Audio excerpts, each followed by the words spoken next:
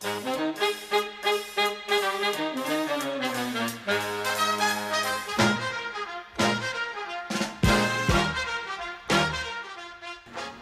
dancing brings you together, brings you to a simple time where the rules are defined. One person follows, one person leads, and there's only three things that matter, and it's the music, the dance floor, and your partner. And you just forget everything else while the song is playing. For many people who swing dance, the vintage lifestyle, the vintage clothing, it's all part of the preservation of what they love. So they want to dress. They want to dress the dance, they want to dance the dance, they'll live the dance, their home, their car, everything. Some people will take it to that extreme, but it's all about that preservation. Some dances are all about moving forward, always changing it. Lindy Hop is unique in the sense that it's about preserving a time in history, and also, you might be interested to know, it's the only true American dance, only. I would say the clothing was before the dancing, the clothing and the romance of the clothing.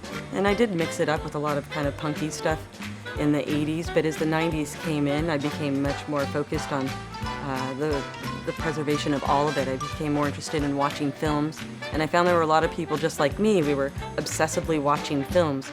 I was already at that point learned my eras of vintage clothing, and I wanted my social activities to match what I was wearing, so I learned all the dances from the 20s to the 50s and which outfits should be worn while performing those dances. And I found other people that were like-minded, and this was before YouTube, so we would sit and watch VHS tapes for hours looking for snippets of American swing dancing, and then we would try to record them off the TV, try to make copies, share them with each other, and then learn the dances from breaking them down.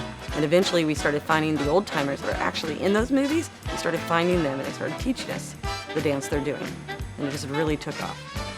There's this weird line that you have to try to ride when you're dressing for swing dancing. You want to be authentic and you want to match the dance that you're doing, but you also need to be comfortable enough to perform those dances.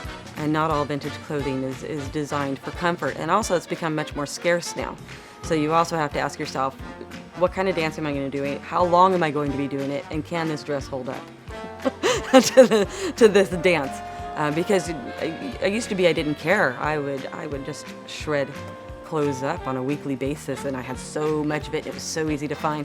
But it's harder to find now, so we're much more careful about what we wear and when we wear it. And we've started making reproductions of our outfits. Instead of wearing the vintage all the time, we started making reproductions.